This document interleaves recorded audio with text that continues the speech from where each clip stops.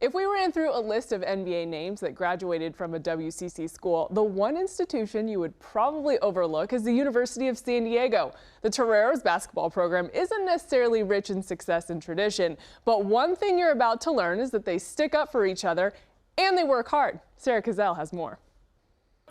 Historically speaking, the University of San Diego has never been a college basketball powerhouse, but in the NBA, the Torero pipeline is strong.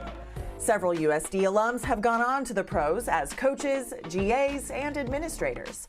Among that group is David Fizdale, the Memphis Grizzlies head coach, Mike Brown, former Cleveland Cavaliers head coach and current assistant at the Golden State Warriors, and Eric Musselman, a former NBA head coach who's now back in the college realm at Nevada. Those three were all shaped by Hank Egan at San Diego in the 80s and 90s, so you'd think they'd be similar in coaching styles, right? No, we're all so different, but we all have one similar thing is we all have a passion for it. But you couldn't pick three, totally different personalities. I would say that if there's one trait about all of us, and not that we're patting ourselves on the back or anything like that, we know we may not be the smartest cookie in the jar, but we all feel like we need to work extra hard because none of us played. None of us played in the NBA, and so the one thing that we can control is our work ethic, and I think that's consistent with everybody that has quote unquote made it in the NBA from USD. The start of the Torero movement can be traced back to Bernie Bickerstaff, a former USD head coach who transitioned to the NBA in the 70s. My last trip as a senior, I stopped by my head coach's office, who was Hank Egan, and on his coffee table was a USD magazine. On the front cover of that USD magazine was a picture of Bernie Bickerstaff. I read the article and so on and so forth. That was the first time that I realized he played and went to USD. And then from there, I just idolized him because he was an African-American that didn't play in the NBA, but that had success in the NBA. And that summer, my head coach reached out to Bernie, and I went out as an intern for him when he was the GM of the Denver Nuggets.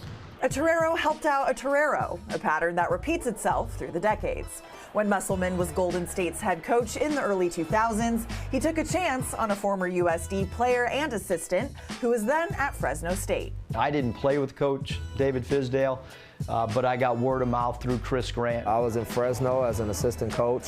He was looking for a young player development coach with Golden State. Chris Grant said, hey, you got to look at David Fizdale, and I kind of hired him sight unseen, so to speak, just because I trusted him. I knew who Coach Fizdale had played for. Enough USD guys had said good things about me that he just felt like this is a Torero, he's one of us. He already fits the mold of what I'm looking for, and literally didn't have to interview me.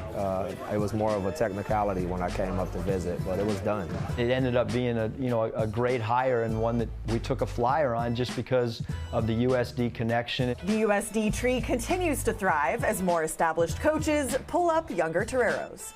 Are you keeping an eye out for future USD guys that you can hire? Always. We always got our eye out for future guys, and we try to look out for each other as much as possible. I'm a USD Torero all the way, and I will help our guys anytime that I get an opportunity to.